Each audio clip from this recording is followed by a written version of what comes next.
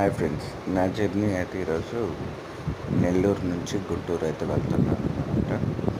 So నా first experience in double decker ట్రైన్లో అది ఎలా ఉండేదని మీతో పంచుకుందామని ఎక్స్పీరియన్స్ని ఈ వీడియో చేస్తున్నాను.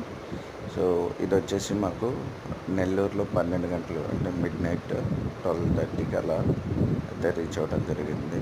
ఇది యాక్చువల్ టైం వచ్చేసి 11:55. ఒక 20 మినిట్స్ లేట్గా రన్ అయింది. సో అరౌండ్ 12:20కి మాకైతే ఈ ట్రైన్ అయితే స్టేషన్కి రీచ్ అయింది అనమాట.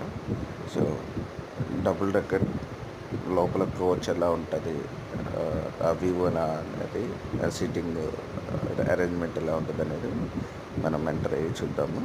సో ఎంటర్ అవగానే మనకి ఇలా ఒక డోర్ అయితే ఇవ్వడం జరిగింది, స్లైడింగ్ డోర్ అనమాట. సో ఇలా స్లైడ్ చేస్తే మనకి డోర్ అనేది ఓపెన్ అవుతుంది, అది ఆటోమేటిక్గా మళ్ళీ క్లోజ్ అయిపోతుంది అనమాట. సో ఇలా చూస్తే లైక్ 3/2 ఇచ్చారనమాట సీటింగ్ అరేంజ్మెంట్. ఒక సైడ్ 3 ఉంటుంది, ఒక సైడ్ 2 ఉంటుంది. ఇక్కడ టాప్ వెళ్ళడానికి మనకి డెక్ ఇచ్చారు. సో ఈ స్టెప్స్ యూజ్ చేసుకొని మనం అప్లోకి వెళ్ళొచ్చు అనమాట. సో ఫస్ట్ ఎక్స్పీరియన్స్ అయితే ఇది. నా ఫస్ట్ టైం నేను ఈ డబుల్ డెక్కర్ ట్రైన్లో జర్నీ చేయటము చాలా బాగా అనిపించింది. సీటింగ్ కూడా కొంచెం మనం జన్మభూమి లేదంటే ఇంటర్సిటీ ట్రైన్స్ అయితే ఏవైతే వాటి సీటింగ్ అరేంజ్మెంట్ సేమ్ అలానే ఉంది.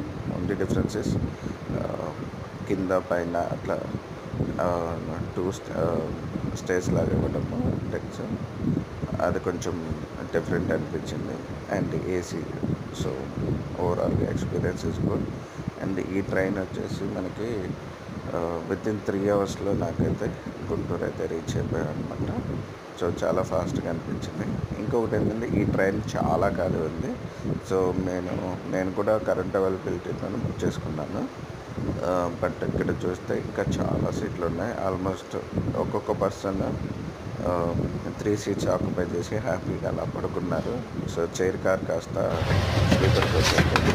నేనైతే ఆ సీట్లో కూర్చేసుకున్నాను.